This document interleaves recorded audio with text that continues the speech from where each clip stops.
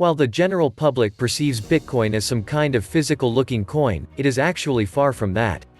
Under the hood, it is actually a distributed accounting ledger that is stored in a form of a chain of blocks, hence the name blockchain. In a centralized system like the ones operated by a commercial bank, given a situation where Alice wants to transact with Bob, the bank is the only entity that holds the ledger that describes how much balance Alice and Bob has. As the bank maintains the ledger, they will do the verification as to whether Alice has enough funds to send to Bob. Finally, when the transaction successfully takes place, the bank will deduct Alice's account and credit Bob's account with the latest amount.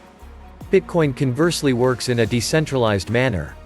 Since there is no central figure like a bank to verify the transactions and maintain the ledger, a copy of the ledger is distributed across Bitcoin nodes. A node is a piece of software that anybody can download and run to participate in the network. With that, everybody has a copy of how much balance Alice and Bob has, and there will be no dispute of fund balance. Now, if Alice were to transact with Bob using Bitcoin, Alice will have to broadcast her transaction to the network that she intends to send $1 to Bob in equivalent amount of Bitcoin. How would the system be able to determine that she has enough Bitcoin to execute the transaction and also to ensure she does not double spend that same amount? Here is where mining takes place. A Bitcoin miner will use his or her computer rigs to validate Alice's transaction to be added into the ledger. In order to stop a miner from adding any arbitrary transactions, they will need to solve a complex puzzle.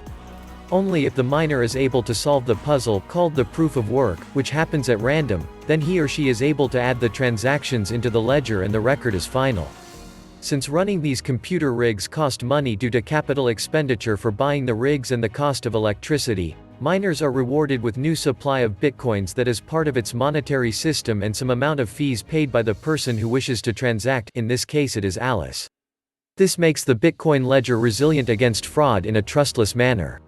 While it is resilient, there are still some risks associated with the system, such as the 51% attack whereby miners control more than 51% of the total computation power, and also there can be security risks outside of the control of the Bitcoin protocol.